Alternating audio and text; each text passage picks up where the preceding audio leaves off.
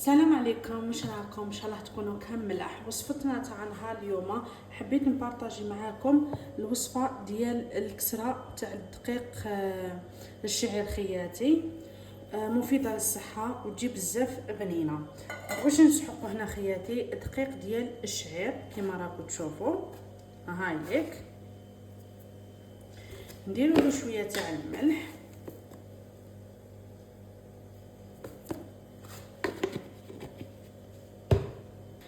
كلمه صحيه راح نخدموها بزيت الزيتون. هاي ليك نديرو غير شويه، حوالي 4 كاس تاع زيت الزيتون خياتي. والزيت مع الدقيق توجو خياتي العزاز ما ديروش ضربه واحده. كي نكونوا نخلطوا بالماء نجمعوا كاع لاباط تاعنا نشوفوا اسكو مسحقه زيت ولا لا. نديروا الاول شيء 4 كاس من بعد باش نشوفوا القوام تاع العجينه ديالنا. نبدا نلمو لاباط ديالنا بالماء يكون دافي، على بالكم بلي الحال كي يكون بارد توجو نستعملوا الماء دافي ماشي سخون، دافي برك. هاي ليك نخلطوا الزيت والملح مع الماء باش يتجانسوا كامل المكونات. من بعد باش نديروا الدقيق تاعنا، وننصحكم انكم ما ديروش الماء دفعه واحده، خدموا غير بالعقل باش العجينه ما راحش تغلبكم. هذا هو القصد ديالي. سينو تجيكم جاريه ومن بعد تحصلوا تبداو تزيدوا لها في الدقيق وما تتحكموش كاع في القوام ديالها. هنايا راني نشوف باللي الزيت يعني 4 كاس يكفي البنات. نبداو نضيفوا الماء هكذا،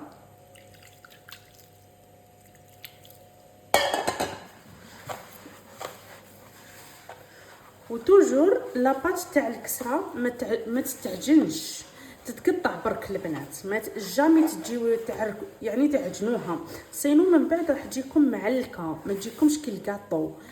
دوك تشوفوا القوام، سورتو الكسره الصحيه هذه راهي بزاف مليحه، خير من الكسره اللي كنت بارطاجيتها معكم من الاولى. يعني الصحيه توجور هي المليحه.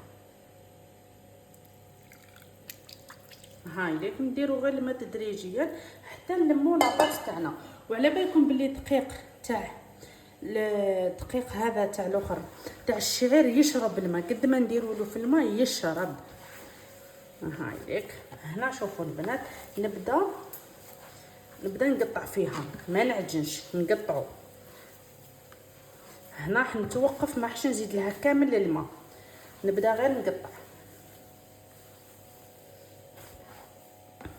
هاي لك حتى نحسوا لها باللي راح تتلم لنا. بيان سور الحواف تاعنا ما ننساوهمش،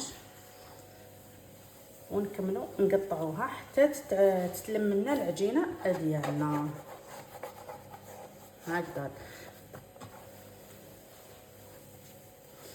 ان شاء الله برك الوصفه تاعي تكون عجبتكم وكي تجربوها تنجح معاكم. هذه هي خياتي. هنا براحه اليد كما نقولوا نبداو نقطعوه هكذا. ودوك نقول لكم وقتاش تبداو تحبسوا. ها هي نقطعوها،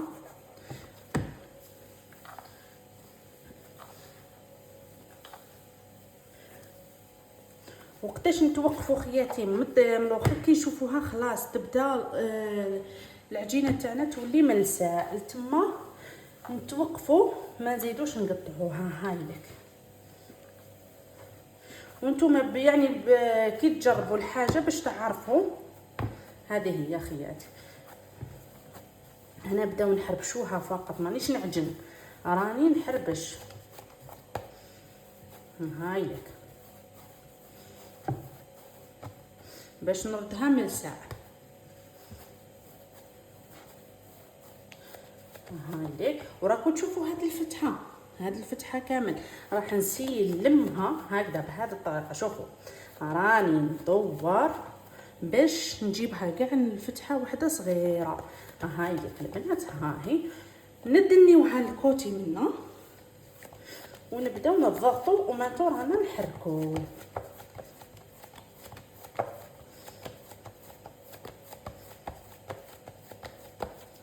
هاي ليك البنات، شتو ديك الفتحه كامل رديتها فتحه صغيره باش ما تتشققليش من بعد كي نكون نحلها. ها ما كاش هكا.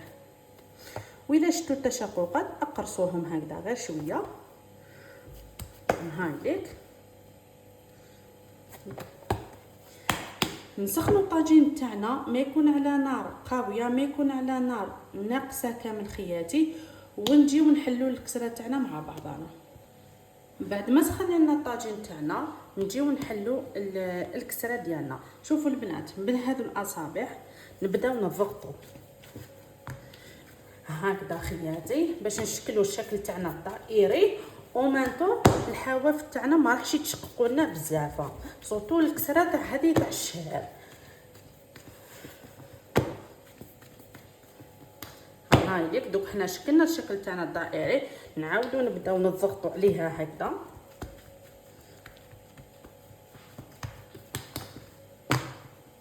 نزيدوا نضغطوا عليها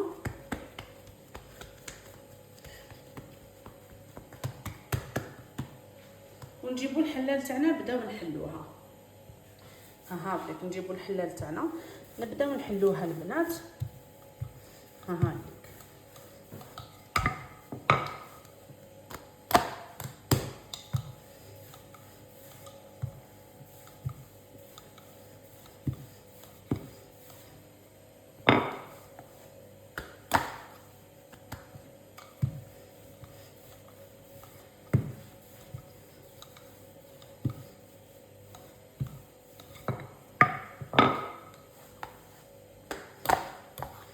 هاي لك البنات.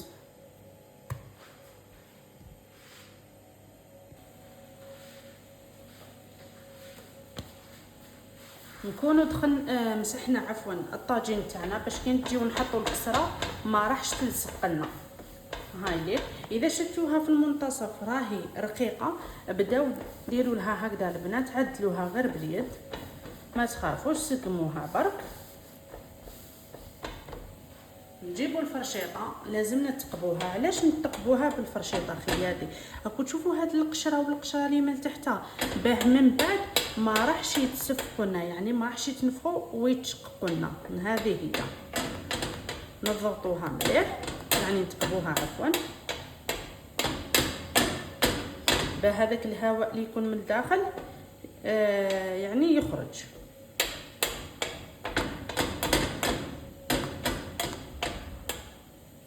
من داك هكذا حربشوها غير هكذايا غير شويه، ومن بعد هذيك كي نشوفوها تبدا تتحمر لنا غير من تحت غير شويه برك، معليش ما تحمرتش، نقلبوها البنات حوالي هكذا نقولوا دقيقه برك خليوها، ومن بعد هذيك اقلبوها.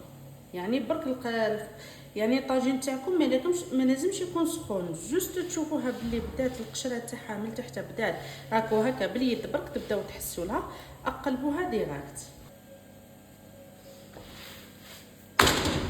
هكذا البنات.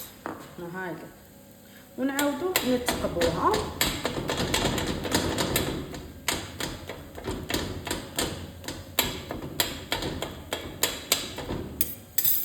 هاي ليك البنات دوك شويه هكذا نبدا نضغط عليها بهذا الاداه اللي عندنا كاع من حنا جزائريين، نبدا نحمر فيها جوست نحمرها خياتي نوريها لكم كيفاش خرجت. هاي لك الكسره تاعنا بعد ما طابت خياتي العزاز، شوفوا كيفاش جات، يعني جات ما شاء الله محمره. راح نقسمها معاكم باش تشوفوها كيفاش تجي، وتجي طريه البنات، راهي سخونه.